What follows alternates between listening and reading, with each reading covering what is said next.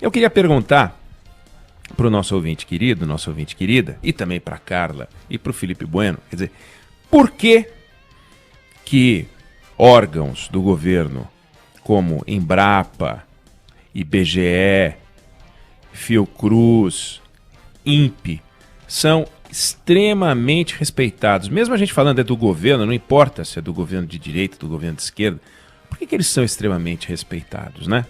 Por que um órgão como a Embrapa, o INPE, o Fiocruz falam coisas, as pessoas anotam e levam a sério, né? A Fiocruz, por exemplo, é de 1900. É a mais importante instituição de ciência e tecnologia em saúde da América Latina. O Fiocruz falou, você pode discutir e tal, mas se a Fiocruz falou, pô, né? IBGE tem 70 e tantos anos. O IBGE diz qual é a inflação do IPCA. Alguém discute? Né, é mentira. IBGE, mas para, não é a inflação, não é essa. O IBGE faz a PNAD, o IBGE faz o censo agropecuário, faz o censo. Tá sem dinheiro, né? Bom, todos estão sem dinheiro, mas falou é o IBGE. Ó, o desemprego é tanto, é o IBGE. A gente acredita, né? A Embrapa é do início dos anos 70, tem 2.500 pesquisadores, a maioria com aquilo que o Decotelli queria ter, doutorado e pós-doutorado. É impressionante, tem cooperação internacional, é um bicho incrível, um privilégio que o Brasil tenha uma Embrapa. O agronegócio não seria o que é sem a Embrapa, né? E o INPE tem quase 60 anos, então ele monitora a Amazônia, então queimada, desmatamento. É um órgão seríssimo, mas seríssimo. Ninguém discute isso. Eu poderia aqui citar outras instituições, poderia falar das universidades, ou de várias, não de todas, para não generalizar, todas são boas. Não, mas boa parte das universidades. A gente poderia falar do Banco Central, ou alguém discute, quando eles anunciam algum dado, a gente duvida. Sabe, a Receita Federal, a Polícia Federal, mas eu queria ficar nos órgãos de pesquisa. Mas eu estou falando que tem muita instituição que é ligada ao governo federal. E não importa quem seja o ocupante do governo federal, essa instituição é levada a sério. Então o INPE, e eu queria falar do INPE, monitora as queimadas, monitora o desmatamento. E quando começou o governo Bolsonaro, ele começou metendo 2 pés no peito do INPE. E com uma preocupação certa e com uma ação descuidada. Por que eu falo preocupação certa e ação descuidada? Você está na sua casa, tem uma barata na sala, preocupação certa, né? Você não vai dormir, você não é louco de dormir se tem uma barata dentro da sua casa. Isso é um perigo, tem que chamar as Forças Armadas nessa hora, mas não dá. Então, ação descuidada, você pega um inseticida e descarrega lá em cima da barata. Isso é uma loucura. Você tem um problema pequeno, você cria um problema gigantesco. Ou então você está arrumando a cama e fica uma dobrinha a mais no lençol, você desmonta a cama inteira e remonta a cama para depois ver se estica o lençol. Não faz sentido. O presidente Bolsonaro chegou, estava preocupado com a forma como os assuntos de meio ambiente eram discutidos no Brasil. Tem questões para discutir nesse campo, então é uma preocupação certa, mas foi de um descuido assombroso. Assombroso. Ele sugeriu que o presidente do INPE, que estava lá naquele momento, Ricardo Galvão, podia estar a serviço de uma ONG e questionou os dados do INPE. Por que ele questionou os dados do INPE? Mas com base em quê? Bom, com base num jeito de ver o mundo que questionou a eleição. Eu teria ganho no primeiro turno se não tivesse fraude, que ele nunca apontou e nunca vai conseguir apontar, porque não tem fraude. Mas ele resolveu que tem fraude. Questionou o IBGE pelos dados do desemprego. Mas quando ele se meteu num assunto chamado desmatamento da Amazônia, foi um dos primeiros episódios em que o presidente foi para um lado e a ciência ficou onde estava, no lugar certo. Ele separou, ele se afastou da ciência. E é aquilo, X-cake é X e é cake, não dá para separar X e cake. Separou a ciência, complicou. Então, ele em agosto de 2019 declarou, se quebrar a confiança, vai ser demitido sumariamente. Se for possível, se não tiver mandato, não tem desculpa para nenhum ato por parte de quem quer que seja. cravou na testa do Galvão. Que é uma variação da frase que ele acabou dando em abril, recente, quando ele queria a cabeça do superintendente da Polícia Federal do Rio de Janeiro. O que ele falou? Vai trocar. Se não puder trocar, troca o chefe dele. Se não puder trocar o chefe, troca o ministro. E ponto final. É a mesma cabeça, mesmo jeito de agir, agosto de 2019. Só que ele estava falando de um assunto que ele achava que estava dominado. É meio ambiente do Brasil, então é do Brasil. Eu cuido como eu quiser. Desemprego do Brasil, falo do Brasil. Covid do Brasil é Covid do Brasil. Aí o Galvão deu uma de mandeta, né, o Ricardo Galvão, e provocou a própria demissão, porque ele falou, olha, o presidente está com um comportamento como se estivesse falando num botequim. Isso é uma piada de um garoto de 14 anos que não cabe a um presidente da República fazer, eu não vou me demitir. Não precisava, né? Depois de falar isso, o cara estava na rua. Óbvio, não aguentava mais, etc. E tal, não tinha a menor chance de ficar. Depois foi ganhar o prêmio de um dos cientistas mais importantes do mundo pela Nature, revista Nature. Bom, fato é, a queimada aumentou. É indiscutível. Fato é, o desmatamento aumentou. Fato é, o governo se irritou com a repercussão do aumento da queimada. Fato é, o governo se irritou com a repercussão do aumento do desmatamento. E o governo perdeu a mão. O governo perdeu a mão nessa área. E começou com um festival de declarações estabanadas do ministro do Meio Ambiente, Ricardo Salles, do presidente da República, dos dois juntos. Declarações do general Heleno, declarações do vice Mourão, algumas médias, outras até boas. Ricardo Salles disse o seguinte, olha, tem falta de gestão de lixo no Brasil inteiro. Gravíssimo problema de saneamento, problema de qualidade do ar, questão da mudança climática. A gente debate na comunidade científica, comunidade acadêmica, mas não pode ser um problema do Ministério, que tem que cuidar dessas outras áreas. Tal. Ele está certo nas coisas que ele falou? Sim, está certo. Tem problema de gestão de lixo, tem problema de saneamento, tem problema de qualidade do ar. E por que ele fala do jeito que ele falou? Porque ele não está no meio da mancha verde e vai falar as verdades que ele tem sobre o Palmeiras. Ele não está no meio da Gaviões e vai falar as verdades que ele quer falar sobre o Corinthians ou sobre o meu São Paulo. Então, não é prudente, não é razoável, não é inteligente, não é maduro, não é governamental você pegar e comparar uma coisa com outra. Tem falta de gestão de lixo? Cuida. Tem problema de saneamento? Cuida. Tem problema de qualidade do ar? Cuida. Tem uma questão chamada mudança climática? Por que você vai dizer que isso é uma bobagem? Isso é a comunidade científica, a comunidade acadêmica discute, mas não é o problema principal do Ministério. Por que falar isso? Por que não falar? A mudança climática é um problema da maior importância. E esse Ministério dá toda a atenção para isso. Como dá para a gestão do lixo, como dá para a gestão do saneamento. Mas não, ele quer dar aquela espicaçada. Quer. Por quê? Não sei. Porque acha bacana. Mas é no mínimo imprudente fazer um negócio desse. E o presidente Bolsonaro, em fevereiro desse ano? Esse pessoal do meio ambiente, né? Se um dia eu puder, eu confino na Amazônia. Eles gostam tanto de meio ambiente. Bárbaro, olha que frase maravilhosa. Isso é edificante. Super bacana. Ele acha que ele está falando com meia dúzia de caras de ONG.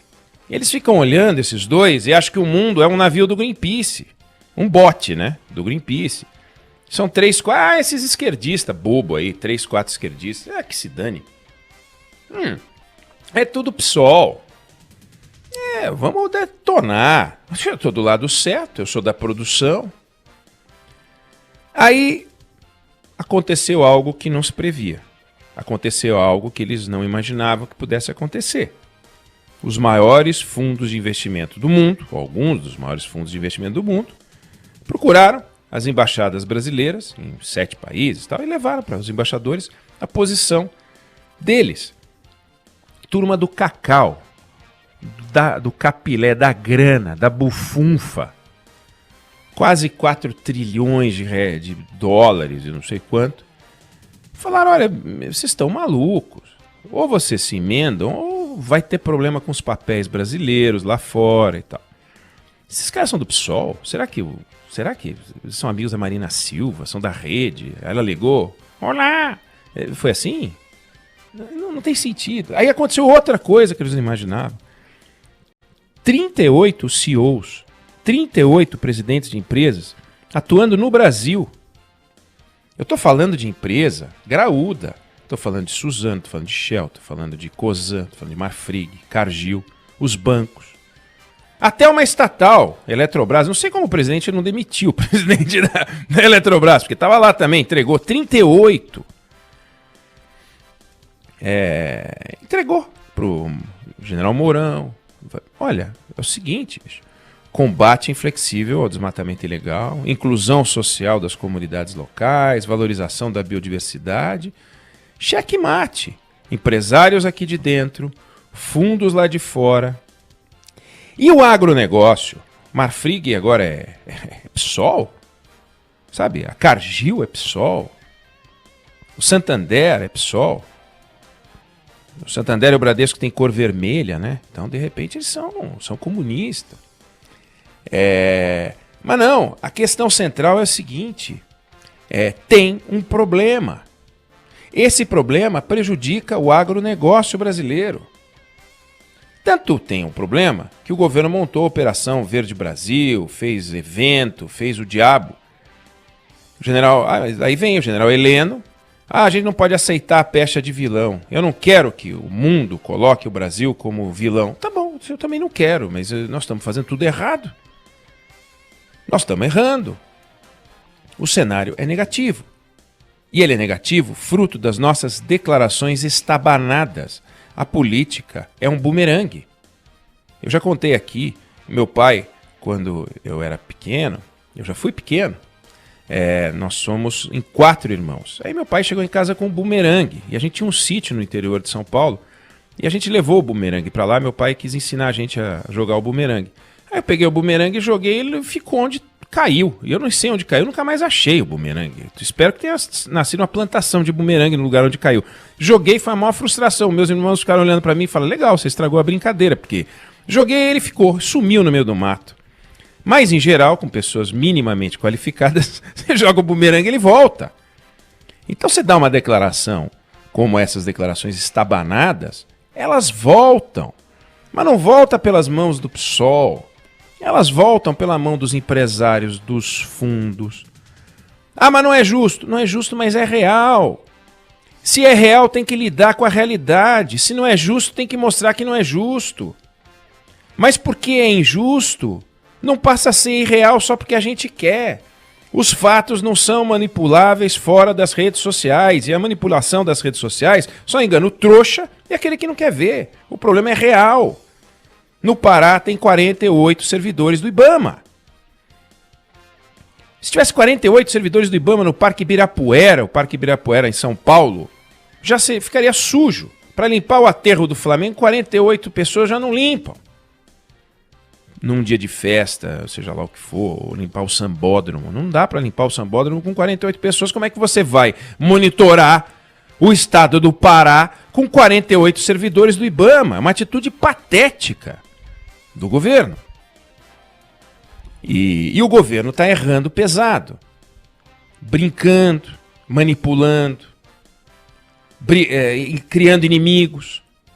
Os inimigos, eles existem, os adversários, eles existem, os interesses, eles existem. Vamos defender os nossos interesses. Qual é o nosso interesse? O nosso interesse é impedir que o agronegócio pague um preço por esse tipo de atitude do governo que é completamente irresponsável.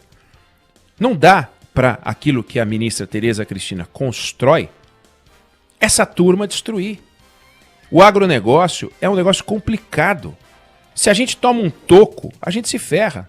A gente sabe o que foi perder do 7-1. Ontem fez 6 anos do 7-1. Então é o seguinte, o presidente foi eleito, pode mudar o discurso, pode virar Jairzinho Paz e Amor.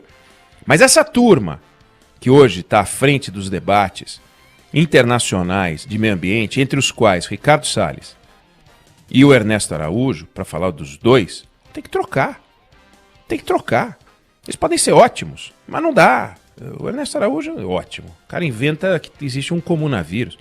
Tem que trocar. Não dá mais. A seleção brasileira trocou do 7-1. Nós estamos perdendo de 7-1 para o mundo. O mundo não é dividido em bonito e feio, certo e errado, fedido e cheiroso. Isso é uma visão infantil. direita e esquerda, amigo e inimigo. Ah, eu sou amigo dos Estados Unidos. Os Estados Unidos não são amigos de ninguém, são amigos dos americanos. E se a gente puder servir aos americanos, vão gostar da gente. Se a gente não puder servir aos americanos, não vão gostar da gente. Não adianta ficar, Donald Trump é legal. Tá, ele toma um pau na eleição e aí? Fica o quê para nós? É ridículo. Nós não podemos ficar nessa política irresponsável, nesse campo delicado, que não é um campo só do PSOL, da rede, não. É o campo do mundo dos negócios, fundos internacionais, empresas brasileiras, o agronegócio brasileiro. Não se alimenta do desmatamento da Amazônia. Não sai um boi brasileiro de uma terra desmatada na Amazônia. É crime. São ilegais esses desmatamentos. A gente tem que enfrentar. E nós não podemos, só porque o governo é a favor do proprietário rural, achar que é proprietário rural o irresponsável que taca fogo na Amazônia numa área pública, de parque. Tem desmatamento em tudo que é área. Então, não dá. O governo tem que agir rápido, não pode brincar. A gente fala da educação, onde o governo está brincando. Está aqui uma outra área onde o governo está brincando. Pode ter as preocupações certas que for, mas com esse time que está aí, com o Ricardo Salles, que é um sujeito inteligente, mas está fazendo muita lambança, com esse Ernesto Araújo, cujos predicados eu desconheço, e que está fazendo lambança, até porque só sabe fazer lambança, nós não vamos chegar a lugar nenhum. Já que o Jairzinho é paz e amor, ele podia aproveitar esse tempo de recolhimento para se recuperar da Covid-19, que vai se recuperar em breve, e olhar e falar, putz, eu acho que realmente aqui tem coisa para mudar, para o Brasil mudar da água para o vinho nessa área ambiental. Nós não podemos continuar nesse debate, porque senão a gente vai se dar mal. E se a gente se der mal, o agronegócio vai pagar um preço. Se o agronegócio brasileiro pagar um preço, o Brasil vai para a ruína. Não podemos brincar nessa área.